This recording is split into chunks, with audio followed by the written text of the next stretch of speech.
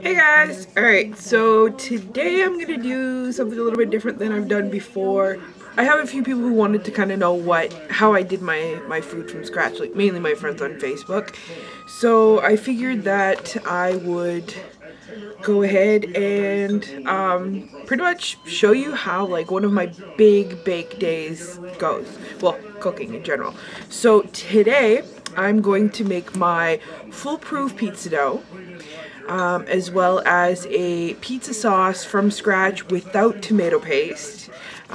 It's really easy, you'll see. I'm also going to make hummus completely from scratch, including slow cooking the chickpeas and making the tahini yourself as well, because I live in the middle of nowhere. I can't buy tahini, and I mean, if I do find it, it's a small jar for really expensive, while it's so much cheaper to just make your own tahini, and it tastes so much better. And you can actually freeze it as well if you don't think you're going to use it all, because that's usually what I do. And I'm also going to make some birdie bread because I'm sure if you've watched my unboxing video that was done upstairs in the living room, you probably heard and saw kind of the side of the cage. I only have one bird. He's a little cockatiel and he's got a huge cage, and right now he's out of mash. I made mash like a year ago and we've only run out now because I might have gone a little bit overboard. I even gave mash away. Like, I love making mash. I make too much. I'm not able to make a small batch of mash. You will see later. I make it with everything I have on hand. Like, even right now I'm kind of sad because I don't have everything I'd like to put into it. But I've got enough good stuff that I can make a decent mash, so you'll see. So if you have any birds that you want to feed, you can follow the instructions here with that as well. So I don't know if I'll make it one whole video, like a, like a cooking show, like come cooking with me, cooking with Camille, or I might split it into, at least a few different projects. We'll see how it goes. We'll see how long it is. Alright, so the first thing I'm going to do is measure out my chickpeas. Now, most of the recipes that I make, they're not only from scratch, they're inexpensive, and I honestly have my friend to help. Now, she doesn't like to be mentioned on Facebook and on things like that, so I'm gonna call her by her code name. Hélène is definitely a woman who's taught me a lot about how to save money where it counts. She's been through a lot of hard times and she's learned, in the hard way, and she's been kind enough to teach me the ropes when I'm, in a hard spot and having, money issues. Her lessons have helped me tremendously. One of the things is you should always have dry beans, but definitely. And one of the places that we found, now obviously this is only in my area, if you live in Moncton or you live close to Moncton and take trips there regularly, go to the Blue Olive. That is on Paul Street. It's close to the mall. It's right next to the KFC Taco Bell. That one, it's right next to it. It has all sorts of big bags of beans there. A lot of other really cool stuff. Definitely go there, get yourself, some beans. I mean, they last forever. So, like I said, and amazing prices there. I'm almost out. I'm definitely going to be making another trip up there at some point. If you have some kind of Middle Eastern, Asian market in your area, go check it out. They usually have beans, 10-pound bags of beans there. And I mean, they last forever. They're really not expensive. Like, this was about 10 pounds for $12. So I tend to buy these. I tend to buy the black beans and the Azuki beans. Like, I tend to, always have at least 2 or 3 bags of these out. I'm almost out of them now, but it's just, beans are super good for you. If you don't eat them right now, I will, let me know. I will post recipes that I like, because I personally did not like beans either when I first started, and now, you know, I try to always make sure that I have beans in my diet. And obviously, the TMI thing, okay? People always say that beans make you fart. That's not, okay, one, if you cook them properly, that won't affect you nearly as much. The other thing is, it's because you're not used to eating beans, okay? The more beans you eat, the less that'll happen, because that's a side effect from not being used to them, okay? Obviously, unless you have, like, irritable bowel syndrome or anything like that, then, obviously, probably stay away from beans. But if other than that, you'll get used to that and that will stop. So don't use that as an excuse not to eat beans. They're good for you. Alright, so this is my 10 pounds of beans, and this is my scale. So I'm going to weigh 1 pound of these beans. Just to let you know also, with the beans, like how much you're saving, okay? Okay, if I remember correctly, okay, this is for the black beans, not for these, but black beans are about $2 to $3 a can, okay? With black beans, you cook it, 1 pound of black beans, 6 cups of water. It makes approximately 6 or 8 cups of beans, okay? With that equals to 2 cups per can, so it equals to like 3 or 4 cans of beans, okay, for 1 pound. So, and 10 pounds of black beans is $12. So you can do the math. It's something around, like, you're saving about $63 or $65 by cooking, you know, with dried beans. And it's so easy. You make them, then you freeze them, 2 cups per bag in Ziploc bags, and put them in the freezer. So with that, you have, you know, beans that'll last you for, you know, forever. You know what's in them. There's no chemicals added or anything like that, and it's so much better for you and so much cheaper, and it's healthy for you because, you know, again, eat your beans. So, alright, again, I'm going to measure out 1 pound in here. So, turn on. So now I have it in grams. So that's ounces and that's pounds.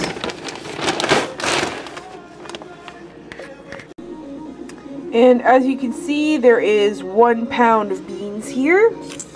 So we are going to move these over to my beautiful slow cooker.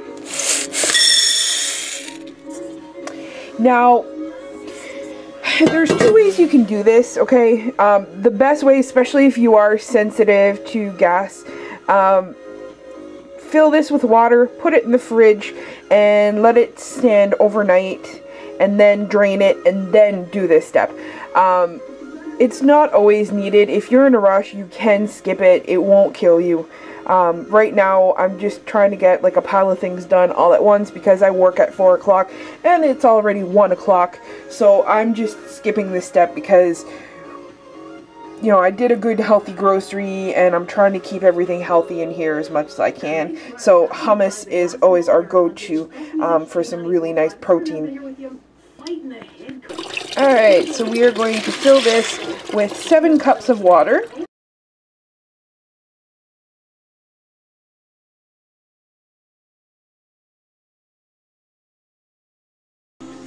Alright, now the secret ingredient. This is baking soda. So you're supposed to put a 1/4 teaspoon.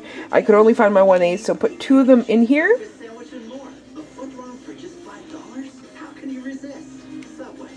Will actually help your beans to soften. If you have a problem with your beans staying hard, definitely you can use this.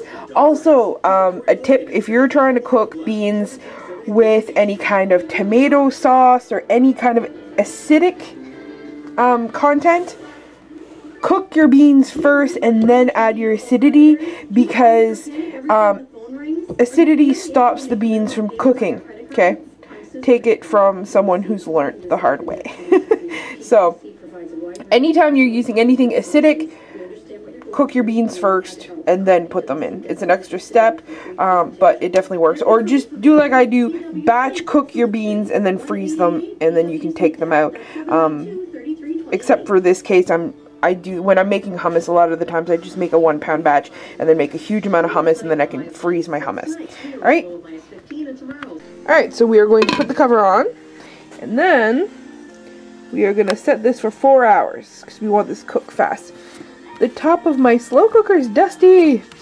Alright, so first step to tahini is toasting your seeds. I'm actually going to do a double batch. So this is 1 cup, and I'm going to do a 2nd cup afterwards. And this is my horrible scrawling from my recipes. Because, yeah, they say that artistic people can't write. I like to think that's true because my writing is shit.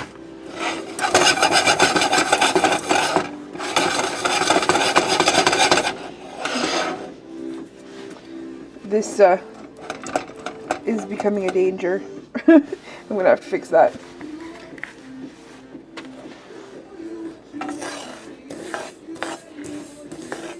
So you want them to turn slightly golden brown. So like I have it on, right now I probably have it on a little bit too high here. But I'm just gonna turn it down a little bit because you don't want it to burn. And then you just want to kind of stir, shake it like I did. I can't really do that with the pan because, again, my handle is about broken off.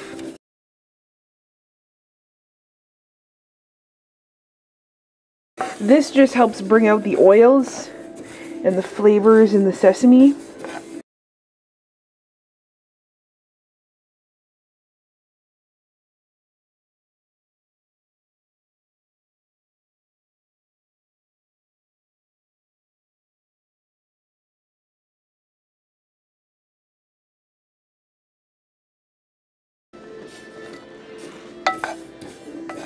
Something I'm going to be trying with this recipe as well, which is something I've never done before, but I have hypothyroidism, which causes energy issues with me.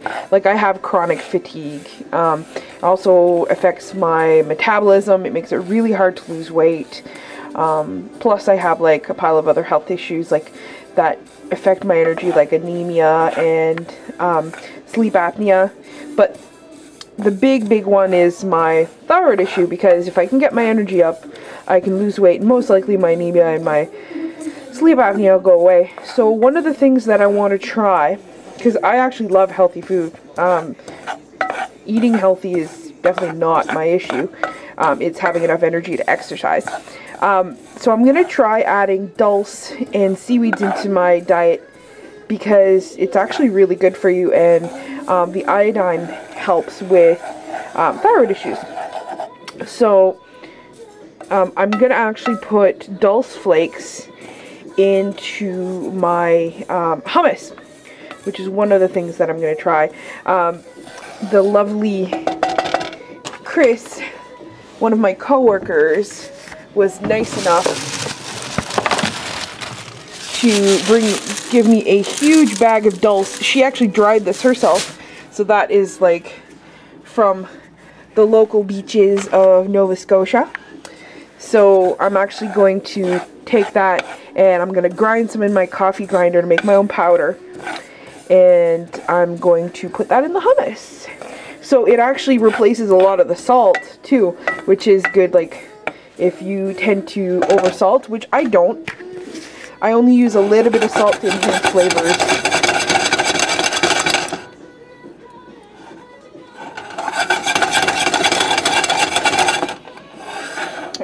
Alright, so I'm going to do that. I'm going to put in the flakes in there.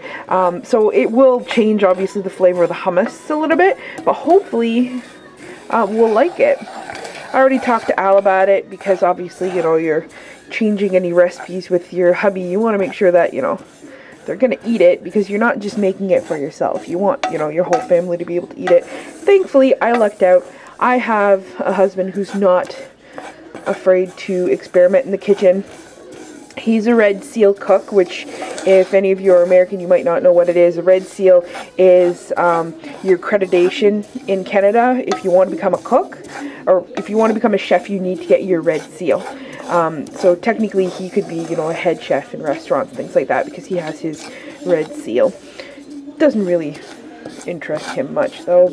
He loves food, but he'd rather I cook it. Which I don't mind. I was raised by a cook. My mom is as well. The only reason my mom doesn't have a Red Seal, she got pregnant with me while she was taking the course. But she's got just as much experience as any Red Seal, and she gets the same positions as well. Alright, so as you notice here, I don't know if you can catch it, but it's a nice kind of golden brown now. Alright, so that's the first 1 cup here. Now I'm going to go ahead and roast another cup, a double batch. So it's going to be 2 tablespoons of this. So I'm doing a double batch, so it's going to be 2 cups of this. Alright, so I've got the 2 cups of sesame seeds in here. Now, it's still very hot, so we're going to let this cool for a little bit and move on to something else. Alright, so the sesame seeds have cooled enough that we are going to go ahead and start working on this. Now, the first tip to making a good tahini, okay, is before you even put the oil in, start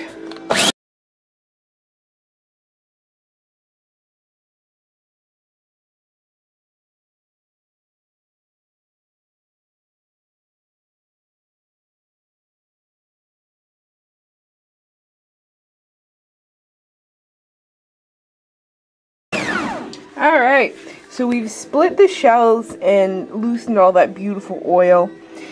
So now we're going to do the next step.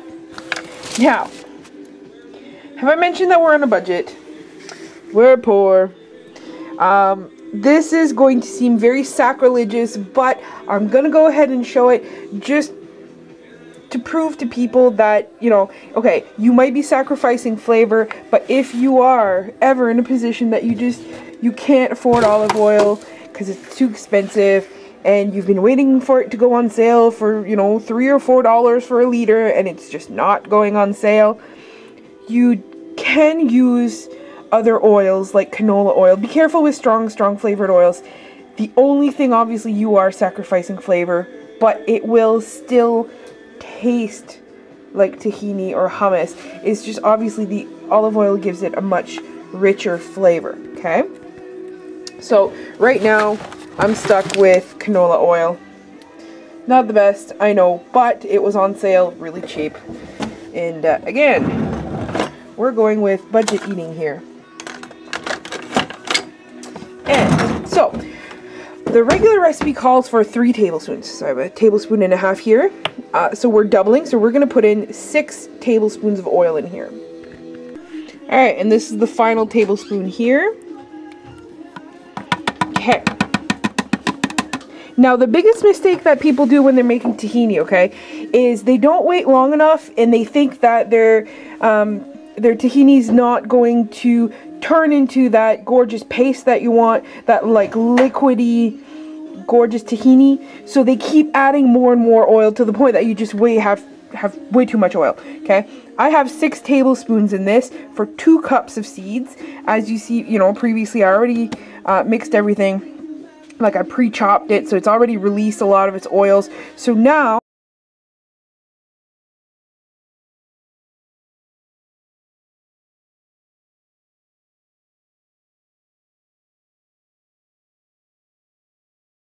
I'm just gonna stop it to smooth the sides here.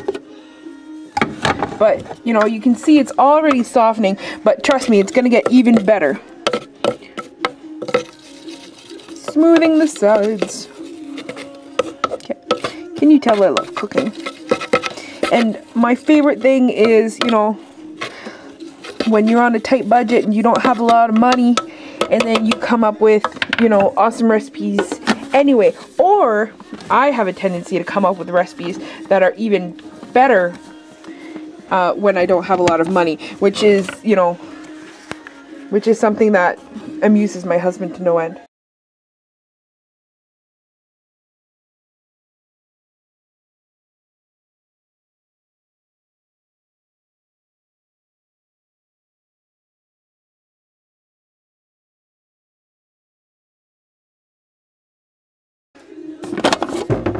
There you go, look at this.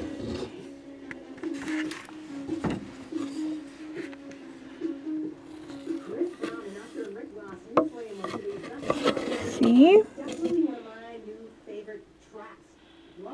This is beautiful, smooth tahini. And you didn't put, you know, a crap load of oil into this. That is the trick to a smooth tahini without too much oil put in there. This is also pretty much how you make peanut butter. I've never made peanut butter, but this is pretty much how you make it. So I'm just gonna let this cool again, and then I'm gonna put it in a container and wait until my chickpeas are cooked, and then we will be able to make some hummus with your own tahini sauce. And I'll also show you how I freeze it as well. Alright, so it is morning, so it is time to start working on the hummus, because I was just way too exhausted last night to finish this, and I also started working, well, I finished the latest chapter on my fan fiction that I was working on, so by the time I was done that, I was done. So I'm just going to take the blade out here.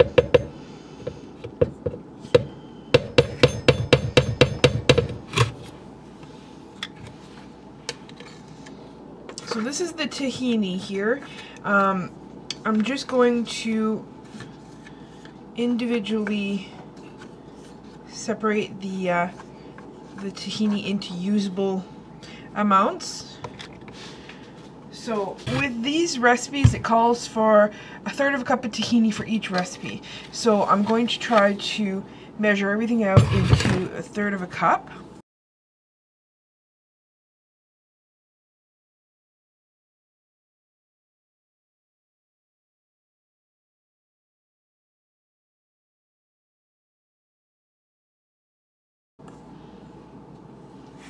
Just because that way you don't have to make tahini every time that you're making hummus.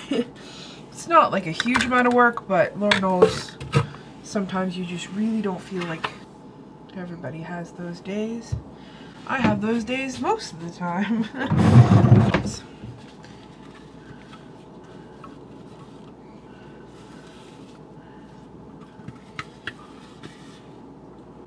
Woo, woo.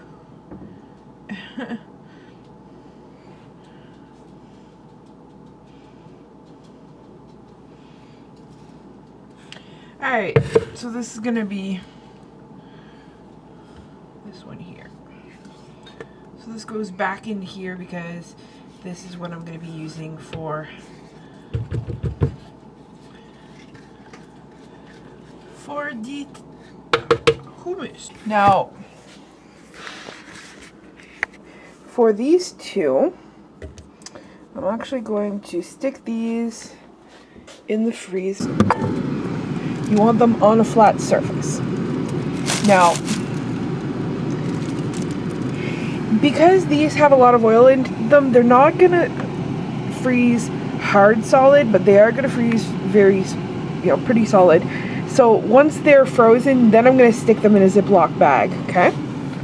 And then it'll be good until my next batch of hummus. Alright, so first thing I'm going to do is I'm actually going to drain my chickpeas, but I am going to save the liquid, because usually what I do is when it asks for water, I'll actually put back the bean water into it. Obviously, less waste. Okay. Also, because it's been in the fridge, everything's kind of solidified and on me. So,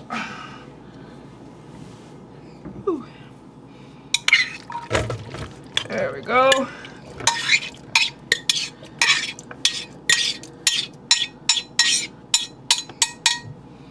Yeah.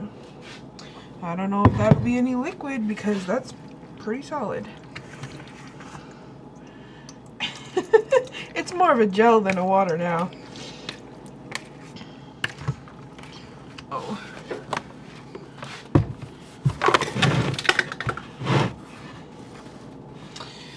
are going to throw all of the chickpeas into here. Woo, don't make a mess. Whatever you do, don't make a mess. I'm such a messy cook sometimes.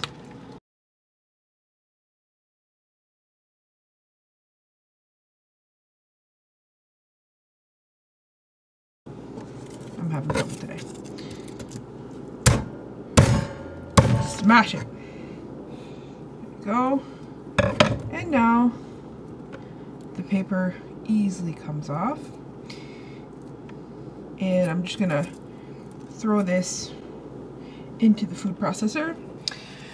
So now we're going to add a few extra things here. Alright, so we are going to add a teaspoon of salt. I personally really want to get rid of this and get a better salt because with thyroid issues you technically shouldn't be eating iodized salt, which is not the same as eating iodine, because like seaweed with iodine in it is actually good for thyroid issues, but iodized salt is horrible for you.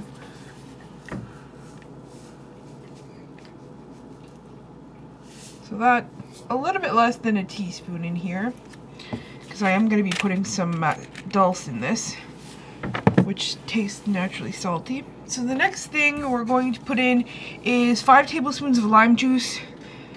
If you have limes, please use fresh lime juice. This is just because I could buy this in bulk and I can't afford limes right now. Because yes, fresh lime juice makes a difference. So 1, 2, 3, 4, 5. Okay, a 1/4 cup of oil. Now, please, okay, if you have the money, use olive oil, okay? That is what you're supposed to use, and it's what tastes best. I personally, right now, olive oil hasn't gone down in price in a long time, so I'm using canola oil. Don't kill me. I know it's sacrilegious. It's the worst thing you could do. Yes, as a cook, I know, but as a poor person, I want hummus, so I'm not gonna let that stop me. And the last ingredient is dulse flakes. Now, it's supposed to be a tablespoon per 2 ounces, which is a 1/4 cup. I really don't know. Like, I'm not calculating that much, so I'm just gonna go and I'm gonna grind some of my dulse flakes up, and then I'm gonna put that in here. Alright, so I moved everything over because I needed 2 plugs to do this. So I grind it up. This is almost 1/2 cup of the stuff. Don't mind dirty dishes when you're cooking. So I'm going to throw this in here. And we are going to pulse this. Well, alright. I'm going to put it, you know, pretty high, and then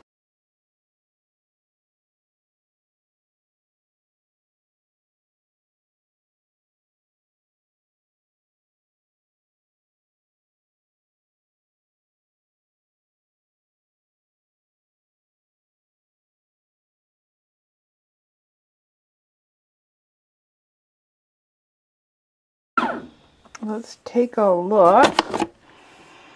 There you have some beautiful hummus. You can see all the specks of the seaweed in here.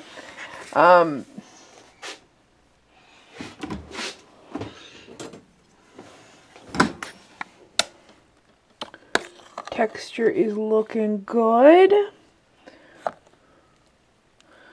Now, let's taste it. To me, it needs more tang and a little bit more salt. So I'm going to add that in.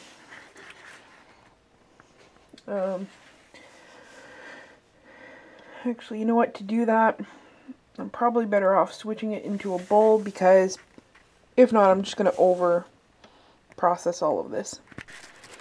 Alright, so I moved everything here. So I'm gonna add about this much salt, and I'm gonna eyeball. Okay, seems about right to me. That would be like maybe 2 teaspoons. And I'm gonna go ahead and stir this. Alright, so I added a little bit more salt to this, and I'm tasting it now. It's really good. So again, after you make it, adjust it to your own tastes. It's really good. And I love actually the look that the dulse is giving this. It does obviously give it a little bit of a sea flavor, which I enjoy. So obviously you can omit the kelp, like the dulse. You don't have to put it in, but I decided to add it in because I personally need more of it in my diet for my thyroid issues, so it definitely helps. So I'll probably like skip to how I put this in the freezer because obviously this is way too much hummus. We're not going to eat all that before it goes bad, so I freeze most of it. Alright, so I've got everything out to bag. So there's the birdie mash, and there's the hummus. So I'm going to try to set everything up here so that you can see it. Again, this part's pretty darn easy.